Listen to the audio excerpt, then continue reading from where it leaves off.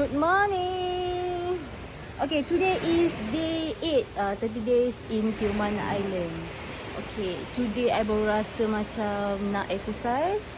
I dah pergi jogging, pergi sampai hujung, tak berapa jauh sangat. And suddenly langit bertukar gelap. And kita akan merasai ribut sebentar lagi. Alright, ribut tak ada masalah. But today punya activity, I planning to do exercise, pushing upper body and a bit of core exercise.